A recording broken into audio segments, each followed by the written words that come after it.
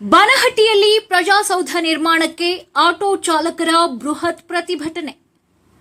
ಬಾಗಲಕೋಟೆ ಜಿಲ್ಲೆಯ ರಬಕವಿ ಬನಹಟ್ಟಿ ತಾಲೂಕಿನ ಬನಹಟ್ಟಿಯಲ್ಲಿ ಪ್ರಜಾಸೌಧ ನಿರ್ಮಿಸಬೇಕೆಂದು ಆಗ್ರಹಿಸಿ ಗುರುವಾರ ಆಗಸ್ಟ್ 13ರಂದು ಬೆಳಗ್ಗೆ 10 ಗಂಟೆಗೆ ಆಟೋ ಚಾಲಕರು ತಮ್ಮ ಆಟೋಗಳೊಂದಿಗೆ ಪ್ರತಿಭಟನಾ ಸ್ಥಳಕ್ಕಾಗಮಿಸಿ ಬೃಹತ್ ಪ್ರತಿಭಟನೆ ನಡೆಸಿದರು.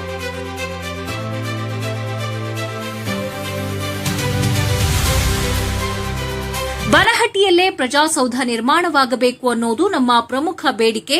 ಈ ಬೇಡಿಕೆ ಈಡೇರುವವರೆಗೂ ಪ್ರತಿದಿನ ನಿರಂತರವಾಗಿ ಹೋರಾಟ ನಡೆಸುತ್ತೇವೆ ಅಂತ ಆಟೋ ಚಾಲಕರು ಆಕ್ರೋಶ ವ್ಯಕ್ತಪಡಿಸಿದರು. ಈ ಹೋರಾಟಕ್ಕೆ ಸುತ್ತಮುತ್ತಲಿನ ಹಳ್ಳಿಗಳಿಂದಲೂ ಉತ್ತಮ ಪ್ರತಿಕ್ರಿಯೆ ವ್ಯಕ್ತವಾಗ್ತಾ ಇದ್ದು, ಗ್ರಾಮೀಣ ಭಾಗದ ಜನರು ಕೂಡ ಹೋರಾಟಕ್ಕೆ ಬೆಂಬಲ ಸೂಚಿಸ್ತಾ ಇದ್ದಾರೆ. ಊರಿನ ಗಣ್ಯರು, ಮುಖಂಡರು ಹಾಗೂ ವಿವಿಧ ಸಂಘಟನೆಗಳ ಪ್ರಮುಖರು ಪ್ರತಿಭಟನೆಯಲ್ಲಿ ಭಾಗಿಯಾಗಿ ಬೆಂಬಲ ವ್ಯಕ್ತಪಡಿಸುತ್ತಾ ಇದ್ದಾರೆ.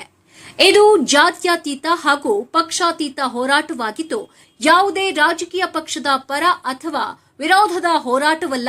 ಬನಹಟ್ಟಿಯ ಅಭಿವೃದ್ಧಿ ಮತ್ತು ಜನರ ಬಹುದಿನಗಳ ಬೇಡಿಕೆಯಾಗಿರುವ ಪ್ರಜಾಸೌಧ ನಿರ್ಮಾಣಕ್ಕಾಗಿ ನಡೆಯುತ್ತಿರುವ ಹೋರಾಟ ಎಂದು ಪ್ರತಿಭಟನಾಕಾರರು ಸ್ಪಷ್ಟೀಕರಿಸಿದ್ದಾರೆ.